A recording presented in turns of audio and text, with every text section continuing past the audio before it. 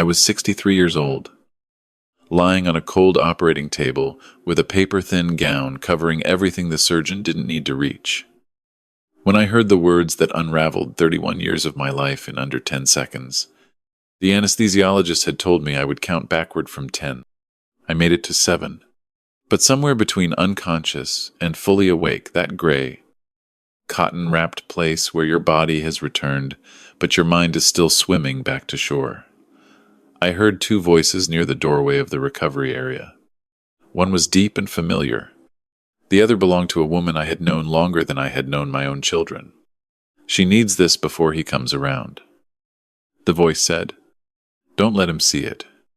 Just get it to her in the waiting room." A pause. Then the woman's voice again. Lower. "He's still under. You have time." I did not move. I kept my eyes closed and my breathing slow, and even every instinct I had 40 years of construction management. Kind of watching a job site for the moment. Something is about to go very wrong. Told me to stay still and listen. So I did. I lay there on that table with a heart monitor beeping quietly above my head, and I listened to the sound of footsteps walking away from me, toward the hallway that led to the waiting room where my wife was sitting. The folder they were carrying contained documents that would have ended my life as I knew it if I had not woken up 4 minutes too early. Let me go back to the beginning, because none of this makes sense without it. I spent my career building things. Bridges. Mostly. In the later years. Before that, commercial buildings across the Southeast. I retired at 61, with a solid pension, a modest investment portfolio, and the belief, the absolute, unquestioned belief that I had built something equally solid at home. My wife and I had been married since 1993. We raised 2 daughters in a house in Greenville, South Carolina, that I designed myself. Our older daughter was living in Charlotte with her husband, and our 2 grandchildren. Our younger daughter, Emma, was finishing her last year of nursing school in Columbia. My wife managed the household finances. That had been the arrangement since our first year of marriage. When it became clear that she had a meticulous mind for numbers and I had almost missed paying our electric bill 3 times in 4 months, I trusted her completely. I handed over the account access and never looked back. The cardiac event happened in October. Not a full heart attack, the cardiologist was careful to explain that. A significant arrhythmia caught during a routine checkup that required a catheter ablation procedure. It was not open heart surgery. It was not life-threatening, but it required general sedation and a full surgical team. And it meant I would be unconscious for approximately 2 hours in a hospital where one of the attending physicians had been my wife's closest friend since they were 12 years old. Dr. Hargrove and my wife had grown up together in Spartanburg. They had gone to different colleges, drifted apart during their 30s, and reconnected about 6 years ago when he joined the cardiology practice. That became my primary care group after we changed insurance providers. When my cardiologist recommended the ablation, my wife suggested I request Dr. Hargrove specifically. She said she trusted him. She said it would be comforting to have someone we knew. I agreed without a second thought. In the recovery room that morning, with my eyes closed and my hands still at my sides, I ran back through the last 6 years in my mind. The dinners the 3 of us had shared, the birthday card he had sent when I turned 60, the way he always asked about my golf game, the way my wife's voice changed, registered slightly when she talked about how lucky we were to know him. I had noticed that distantly. The way you notice a door that's slightly off its frame, you see it, but you file it away as something to deal with later. And later never comes. Later had apparently arrived. I waited until I heard the nurse's footsteps fully recede before I let my eyes open the smallest fraction. The room was quiet. The monitor beeped. A different nurse on the far side of the room was updating a chart and had her back to me. I let my eyes close again, and I thought about what to do next. I did not panic. That surprises people when I tell them this. But I am not a man who panics. I am a man who assesses. I spent decades looking at a construction site and cataloging what was wrong, what was about to go wrong, and what the sequence of failure would be if I did nothing. What I had just heard was a structural failure. The question was how far it had already spread. When the nurse finally came over and said I was ready to move to a private room, I smiled and told her I felt fine. She said the doctor would be in shortly to check on me. I said that would be wonderful. My wife came in 20 minutes later. She kissed my forehead and held my hand and asked how I was feeling. I said groggy. She said the doctor had told her everything went perfectly. I watched her face very carefully and I saw nothing, no guilt, no hesitation, no flicker of anything that looked like deception. She was either completely innocent, or she had been practicing that face for a very long time. I decided I needed more information before I said a single word. Over the next 2 weeks, while I recovered at home, I began to look at things I had never looked at before. I asked my wife to pull up our investment accounts because I wanted to look them over. I told her the cardiac event had made me think more about our financial planning. She hesitated for just a fraction of a second before she opened her laptop and turned the screen toward me. I took a screenshot with my phone while she went to get coffee. That night, after she was asleep, I sat in my home office and went through everything. The main joint account was fine. The retirement fund looked normal. But there was a brokerage account I did not recognize, a smaller one, linked to an email address I had never seen. I stared at it for a long time. The account had been opened 18 months ago. It had a current balance of just under $47,000, built from transfers of $600 to $1,200 every 3 to 4 weeks. Always timed to moments when larger deposits had come in and the movement would be less visible. Always just below the threshold that might have tripped my attention if I had ever been paying attention. I had not been paying attention. That was on me. I did not touch the account. I wrote down the account number and the email address, and I closed the screen and I went back to bed, and I lay there in the dark next to my wife of 31 years, and I stared at the ceiling and I thought about the 2 words she always used when she talked about Dr. Hargrove. She called him her oldest friend. I had always thought that was a sweet thing to say. That night it sounded like something else entirely. The next morning I called my younger daughter. Emma was the one I was closer to, not because I loved her more, but because we were more alike. Practical, observant. She had chosen nursing because she said she wanted to understand how bodies worked. And she read people the same way. I told her I needed to talk to her about something, and I needed her to keep it between us until I knew more. She drove up from Columbia that Saturday. We sat on the back porch while my wife was at her book club, and I laid out everything I had found. Emma listened without interrupting, which told me she had been turning something over in her own mind and waiting for the right moment to say it. When I finished, she was quiet for about 30 seconds. Then she told me about the phone calls. She had noticed, about 8 months ago, that her mother was taking phone calls in the car. Always in the car. Always. Before coming inside, Emma had not thought much of it at first.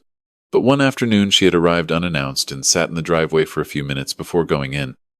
And she had watched her mother sitting in the parked car for 11 minutes talking to someone, laughing in a way that Emma described as a laugh I haven't heard since I was little. She had not said anything to anyone because she told herself she was imagining things and she did not want to damage our marriage over a feeling. I told her she had not been imagining things. We agreed that I needed documentation before I made any move at all. Emma knew a paralegal through her nursing program, a woman who had worked family law for 15 years before switching to medical administration. We met her for coffee the following week, and she walked me through exactly what I would need and exactly how to get it without doing anything that would expose the strategy or tip off my wife. I hired a private investigator the following Monday.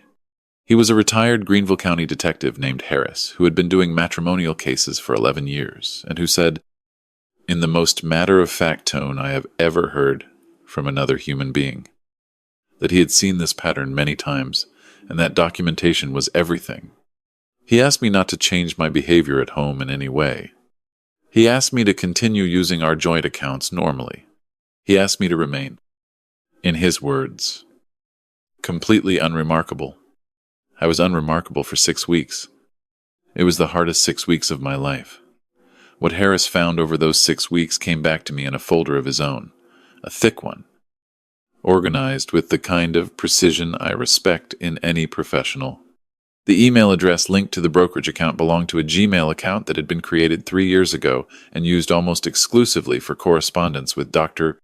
Hargrove's personal email. Harris had accessed the metadata legally through a process I do not fully understand, but which my attorney later confirmed was entirely admissible.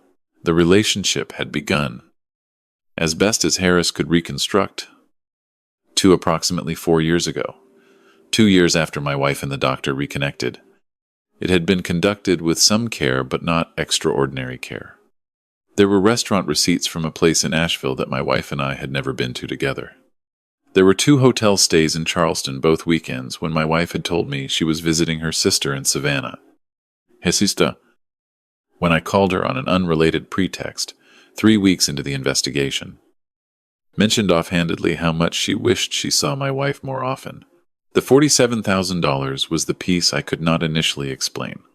It was not enough to disappear on not comfortably. Not for long.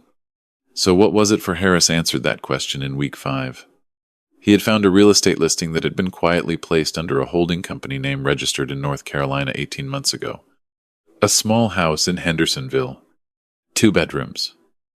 A mountain view. A detached garage. Purchased for $212,000. The down payment had come from an account in Dr. Hargrove's name. The holding company's registered agent was an attorney in Brevard whose name I did not recognize. My wife's name was not on any of it. But Harris found a utility account for the Hendersonville property electricity in her name, with a billing address she had listed as a P.O. box I had never seen. She had been building a new life in the mountains while I recovered from a procedure performed by the man she was building it with. That was the part that sat in my chest like a stone. Not the betrayal alone, though that was its own weight, but the architecture of it. The patience. The careful, methodical construction of an exit that she had apparently been designing for years. I had spent my career building things meant to stand for 100 years. She had been building something meant to collapse my world so quietly that by the time I understood what had happened, she would already be gone. I met with my attorney on a Thursday morning in early December. Her name was Margaret, and she had been practicing family law in Greenville for 26 years, and she had the kind of steady, unhurried competence that I find deeply reassuring. I placed Harris's folder on her desk and watched her read through it without expression. When she finished, she looked up at me and said, "You did this exactly right." She explained what we were going to do, and in what order we were going to do it. The financial concealment was the foundation. The transfers to the secret brokerage account over 18 months constituted dissipation of marital assets, which in South Carolina is taken seriously by the courts. The real estate purchase, funded in part with what could be traced to marital accounts through the holding company structure, was further exposure. She said the case for an inequitable distribution in my favor was strong. She also said there was something else I should consider. Dr. Hargrove was a licensed physician practicing in a group that operated under a hospital system with a formal code of conduct.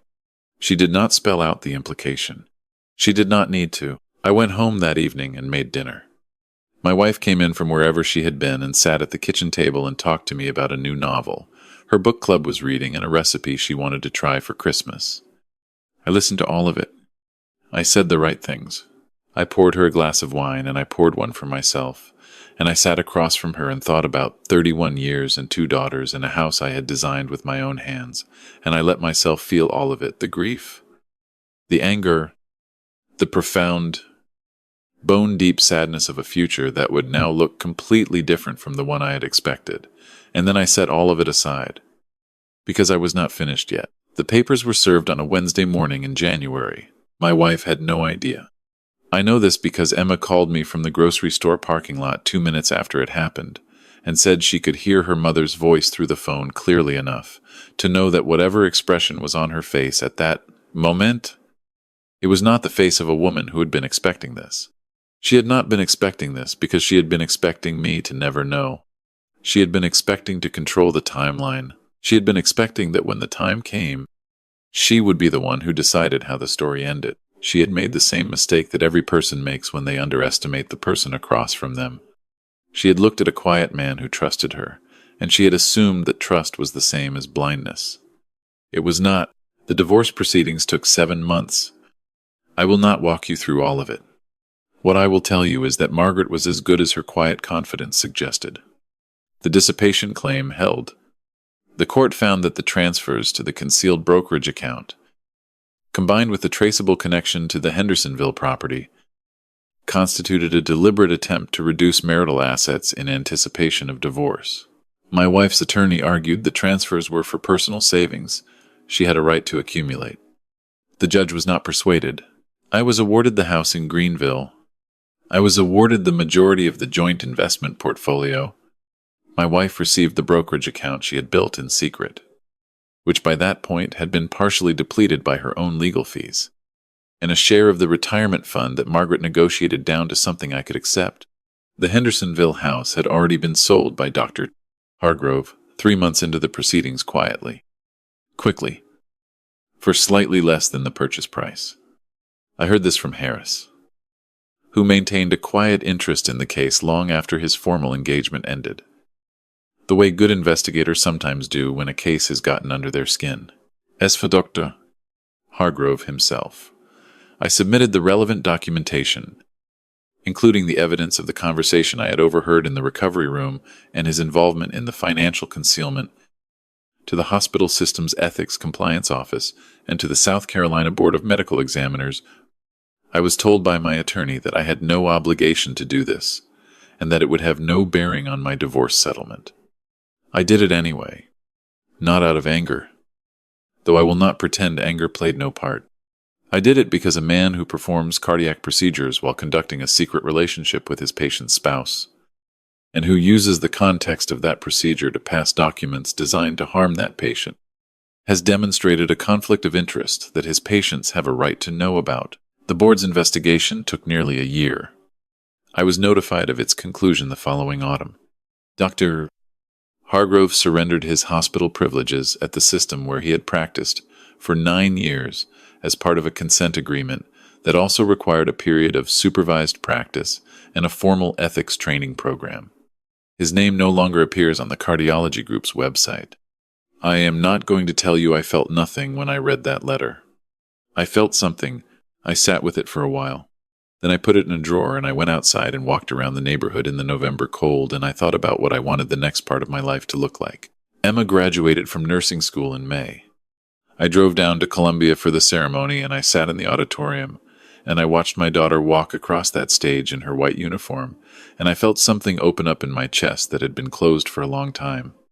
She was practical and observant, and she had driven to Greenville on a Saturday morning because I called her and said I needed her. And she had sat on the back porch with me and told me the truth. She had been afraid to say, I do not know how the year would have gone without her. My older daughter called me from Charlotte the week after the divorce was finalized.